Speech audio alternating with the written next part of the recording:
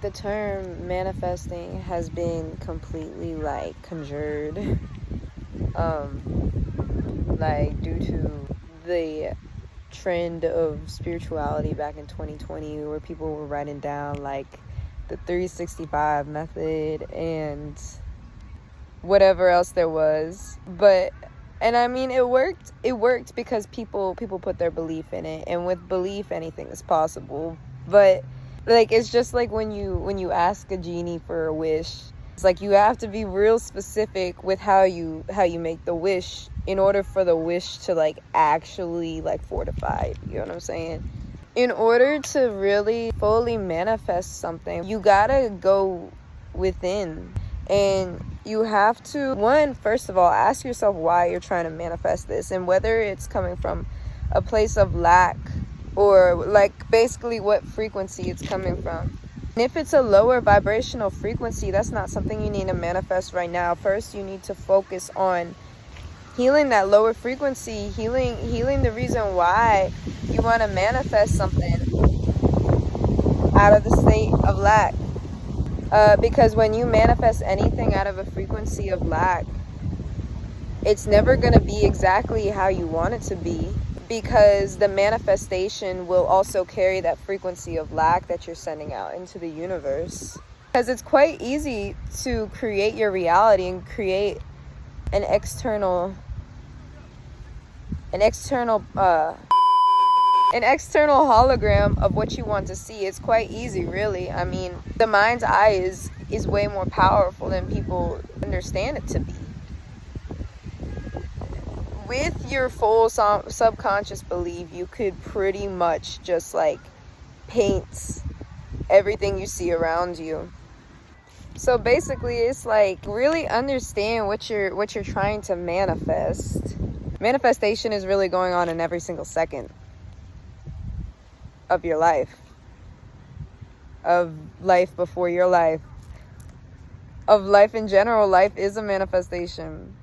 So the real manifesting starts when you could fully like embody the life that you want to live, no matter what the circumstances are around you. You're able to walk around with the frequency of that dream life that you're desiring. And it's really difficult. It's really difficult if you have projections from your subconscious that limit you. Some of them you might not even be aware of, but that's why it's so important to like get to know yourself inwardly, so that you know kind of where these desires are coming from, the reason why you want these things, and the reason why you behave in certain ways, and the reason why circumstances come to you, you're not sure why. But if you start paying attention to those circumstances, you understand how you're attracting them. If you start looking into your past and seeing like similar frequencies, similar experiences that have happened to these current situations that you're being presented with, every single past part of you is still living within you if you still carry it in your subconscious mind and you're not healed. Completely off topic of what I wanted this video to be about, but if you carry an unhealed projection from one of your past selves in your subconscious mind still, if you carry like a lens of a part of your past that's unhealed, it's still gonna manifest in your life whether or not you're putting mental attention towards it, because it's still lingering in your auric field and it's still like vibrating in your frequency. Therefore, what you're vibrating on is what's going to be served to you. So like, for an example, if you experienced abandonment in your childhood, and you kind of really haven't paid too much attention to healing that abandonment, you kind of literally like forgot about it, it's still gonna linger no matter what, because it hasn't been loved, it hasn't been accepted yet. It's being suppressed. So whatever you suppress is still going to be alive within you, therefore it's still vibrating within you, therefore it's still sending out a frequency into the universe, therefore you're still going to be served circumstances that are aligned with that frequency. Like the abandonment example, like you haven't fully processed that abandonment wound, and you're still vibrating on that frequency of abandonment, you're going to be served circumstances and scenarios that are going to look like abandonment.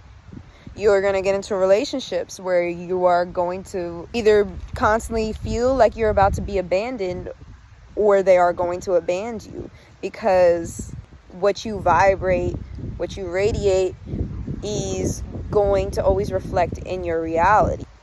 So like when it comes to manifesting, it's like you have to be able to, like the Buddhists say, turn that suffering into wisdom, into growth, into love. And when you do that, when you find kind of like the antonym of whatever suffering you went through, like abandonment, the antonym of abandonment would, I guess, be support and oh my god, there's a bug on my phone. Support, companionship, love. So if you can go back to those wounds, and it's a difficult process, I'm not gonna lie, but you know, nothing ever comes easy.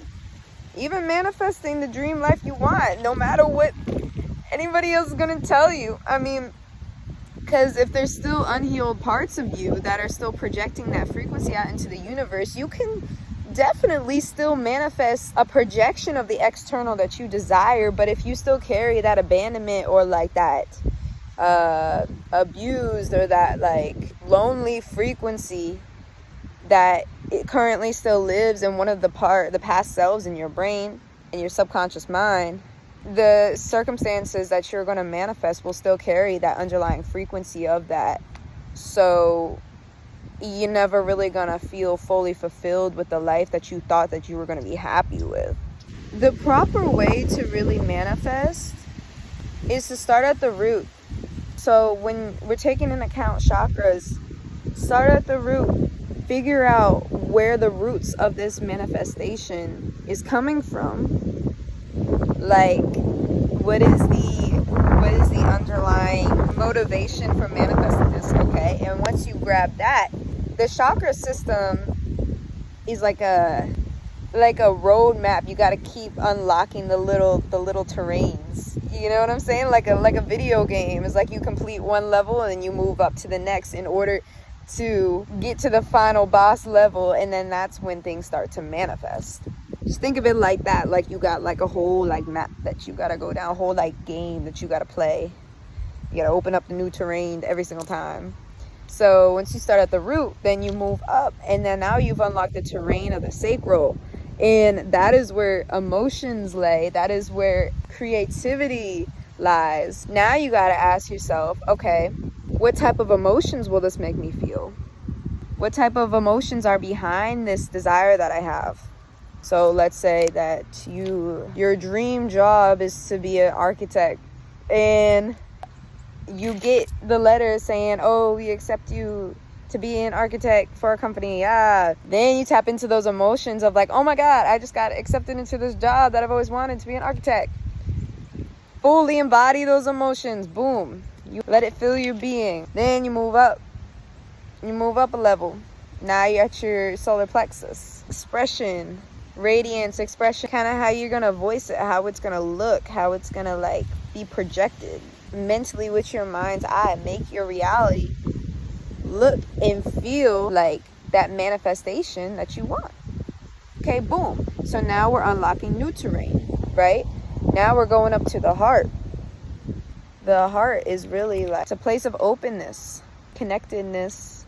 Let it like take over you. When you feel something in your heart pumps blood all over your body. So when something is living in your heart, it's kind of like dispersing all over your body, just like your blood is. So if you can really feel something in your heart, you are really just like emanating it through your entire body, through your entire being, which is really going to affect your auric field. So now you're kind of really getting into like the meat of it. Now you're actually radiating it everywhere because you're feeling it in your heart. Now it's like locked in your heart. Like this is it. You're embodying this manifestation.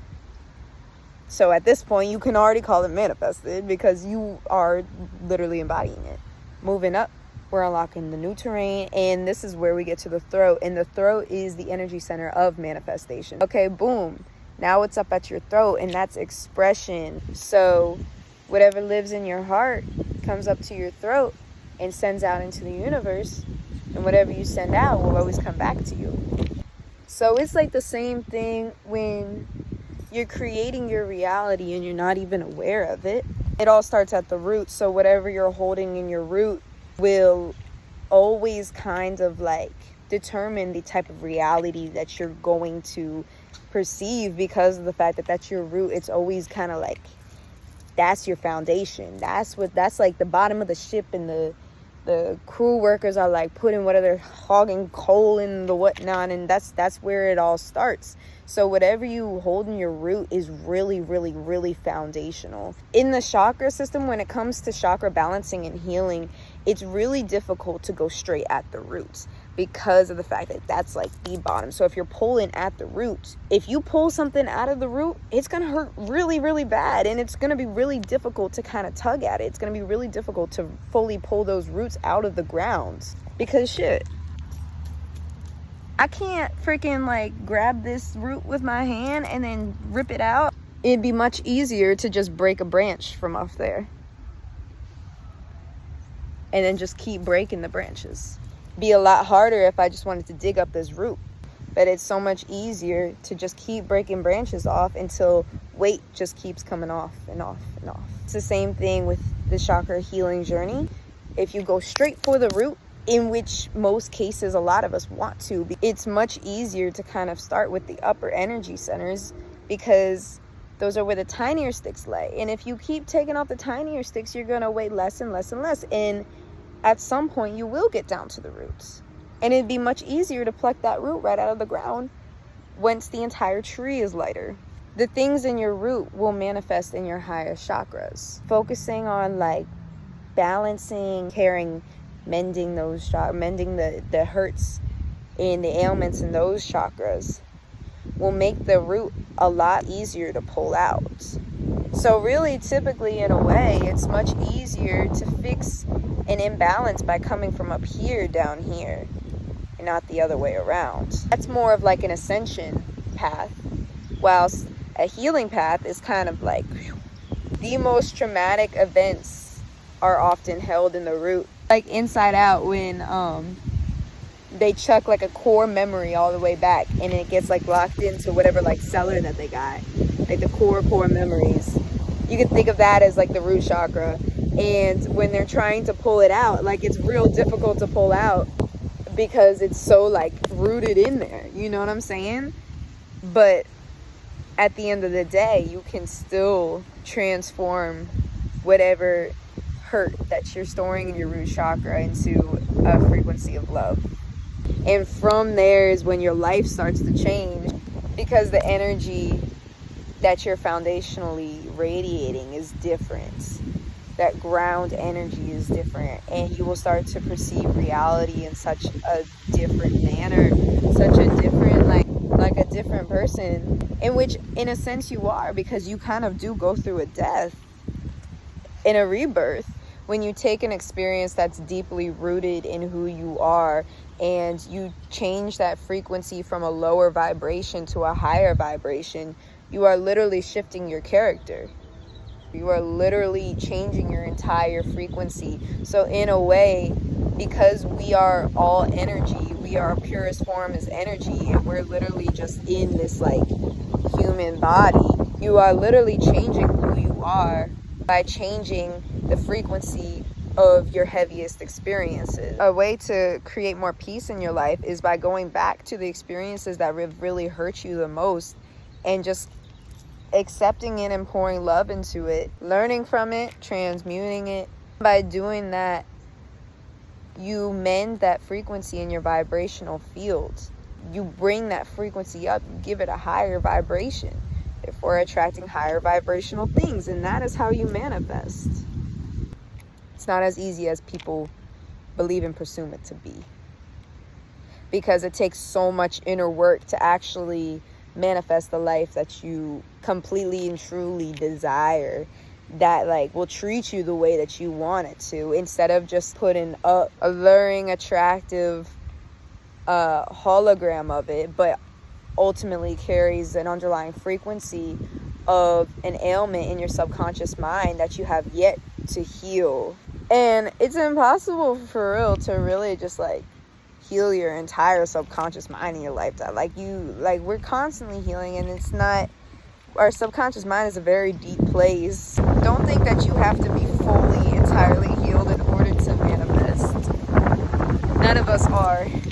None of us are. When you start a journey like this, it's also very educating to yourself, because you will start to pick up on the vibrations that you're actually withholding within you. So if you start paying more attention to the experiences that you're manifesting, you start to learn more about yourself in the unhealed parts about yourself. And therefore now it's helping, it's assisting, it's aiding in your evolution, because you're able to tap into like, okay, well, I'm attracting a lot of experiences where people are showing me that I actually have a deep insecurity in whatever.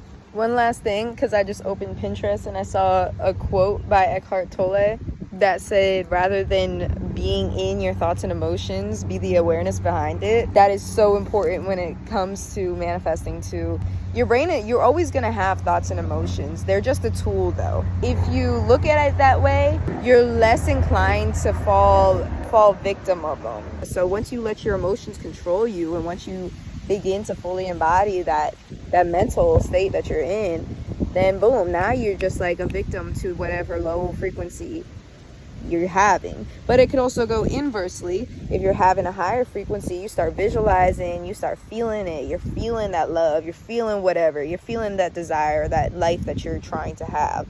You're constantly thinking about it, you're constantly feeling it, you're walking around like it. Okay, boom, that's powerful. It's a tool. Your mind is a tool, but it could also be your worst enemy if you allow it to be. So that's why it's important to be the awareness behind your thoughts and emotions. If you affirm to yourself, I am the awareness throughout the day, you'll embody the awareness, because whatever you say after I am is what you will be. So if you are the awareness and you're completely just observing your thoughts and emotions, it helps to learn. You learn way more about yourself, and you detach yourself from the emotions and the thoughts. Your brain is always going to be working like that. Like you're living the human experience. Your brain is going to be having thoughts and emotions all the time, and let that teach you, but don't let it take over you. Unless you want it to, unless that's something that you want to manifest more in your life. So let's say it's love.